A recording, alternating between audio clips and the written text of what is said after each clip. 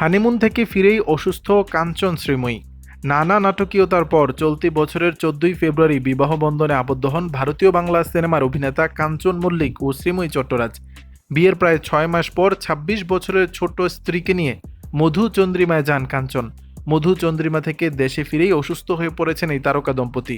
Hindustan Times জানিয়েছে, মালদ্বীপ থেকে ভারতে ফিরেই অসুস্থ হয়ে পড়েছেন কাঞ্চন মল্লিক ও শ্রীময়ী চট্টরাজ। দুজনেই জ্বরে আক্রান্ত। তাদের সেবা করতে কাঞ্চনের বাড়িতে গেছেন তার শাশুড়ি। শ্রীময়ী চট্টরাজ তার ইনস্টাগ্রামে একটি ভিডিও শেয়ার করেছেন। তাতে দেখা যায় শ্রীময়ীর মা খাবার তৈরি করছেন।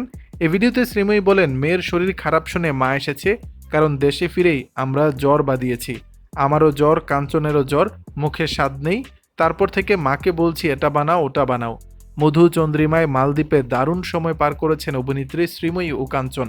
সেখান থেকে নানা মুহূর্ত নিজের ইনস্টাগ্রামে শেয়ার করেছেন শ্রীময়ী। একটি ভিডিওতে দেখা যায় নীল আকাশ আর নীল জল মিলেমিশে একাকার, আর সেই জলে নেমে আনন্দ ঘন মুহূর্ত উপভোগ করছেন এই দম্পতি। কালো রঙের বিকিনিতে উত্তাপ ছড়াচ্ছেন শ্রীময়ী।